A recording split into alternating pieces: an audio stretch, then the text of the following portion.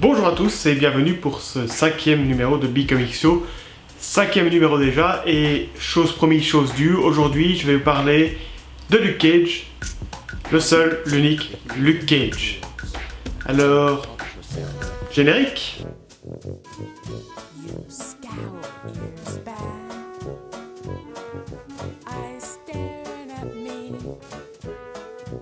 Vous l'aurez difficilement manqué, mais donc Luke Cage a rejoint nos petits écrans sur la chaîne Netflix dans une série du même nom.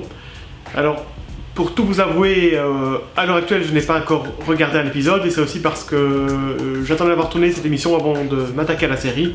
Comme ça, je gardais mon enthousiasme au cas où la série ne serait pas bonne. Cela dit, je pense qu'elle doit être très efficace et qu'elle doit être même géniale. Alors, Luke Cage, revenons-en à ce qui va nous intéresser aujourd'hui. Luke Cage, pour tout vous avouer, c'est pas un personnage qui me parlait au début. C'est pas un personnage qui me parlait au début. Et ouais. Je veux dire que c'est principalement une question de couleur quand même, hein, malgré tout. Non, parce que sérieusement, qui a l'idée de porter une chemise jaune dégueulasse? Ok. Mettons la couleur de côté et la chemise jaune de côté. D'ailleurs, en fait, c'est très simple. La chemise jaune qu'il porte à ses origines, il ne la porte pas tout le temps. Et vous aurez remarqué que dans la série, ils ont évité ça. Hein. Donc oui, il portera du jaune pour rappeler que c'est la couleur quelque part iconique du héros. Mais le jaune, c'est moche quand même. Hein. Ah la vache. Et après ça, on s'étonne que je sois passé à côté du personnage. Non. Bon. Alors, pour faire simple, je vais vous présenter le personnage hein, dans les grandes lignes et ce qu'il a engendré.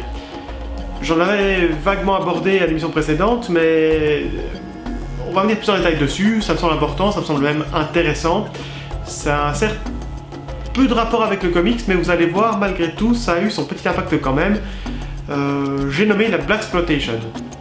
Alors, la Blaxploitation, c'est la contraction de deux mots. Donc, black qui veut dire noir, et exploitation qui veut dire exploiter, de toute façon.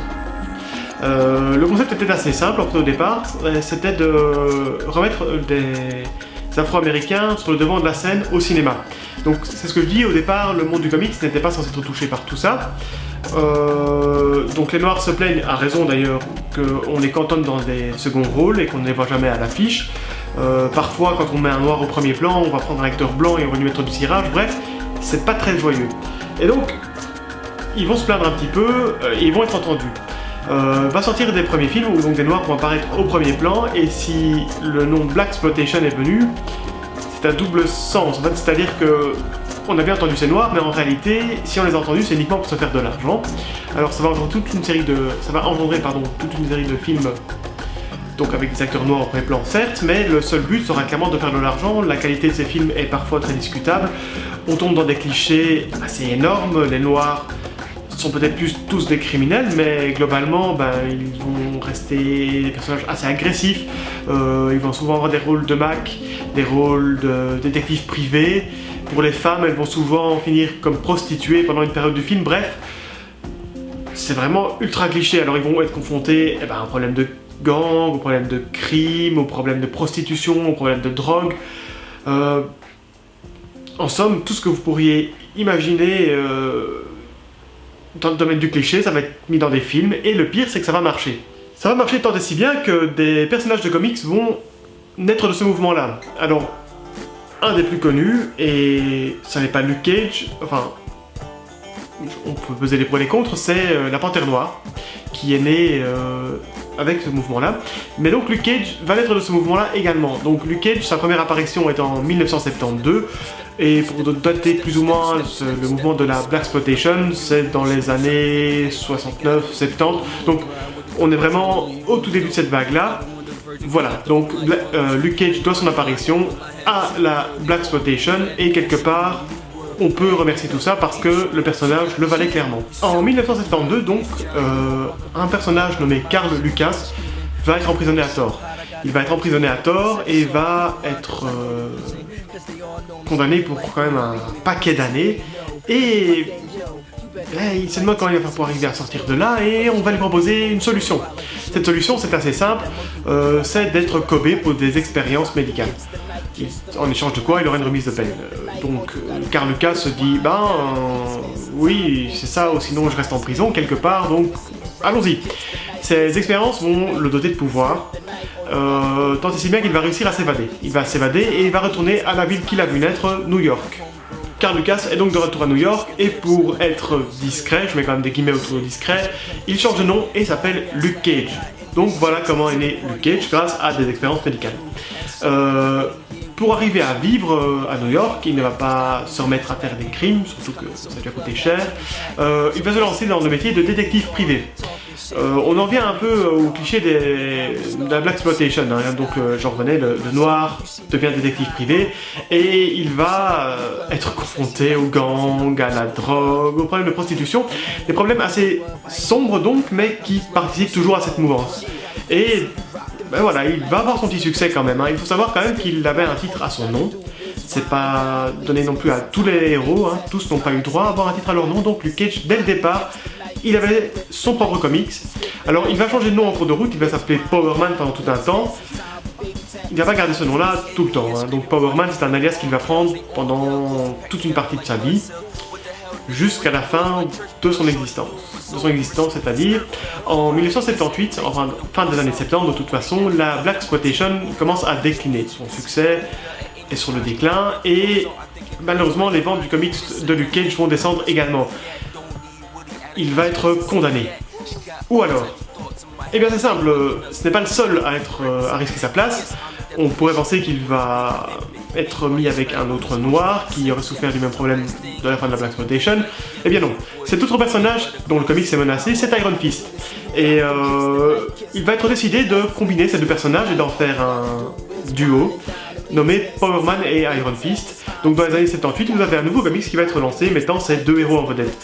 Ça va être assez simple, on va garder cette idée de détective privé, et là où on s'attendrait à avoir beaucoup d'action, en réalité, pas tant que ça. Pas tant que ça, c'est un comics qui laisse la part belle au dialogue et à l'évolution des personnages. Ce qui est plutôt étonnant, compte tenu du fait qu'on prend un expert en arts martiaux et qu'on prend Luke Cage, qui est quand même connu pour être un bastonneur. Mais voilà, c'est un parti pris, et pourquoi pas. En 1986, les ventes du comics commencent de nouveau à chuter, et il a décidé d'offrir une clôture au comics. Il faut savoir que pendant les aventures de Luke Cage et d'Iron Fist a vécu un cancer, a survécu au cancer. Bref, quand je disais que c'était assez sombre, vous voyez quand même qu'il y a des thèmes assez lourds qui sont abordés. Et donc en 1986, pour cette clôture, il va se passer quelque chose d'assez brutal pour les lecteurs de l'époque.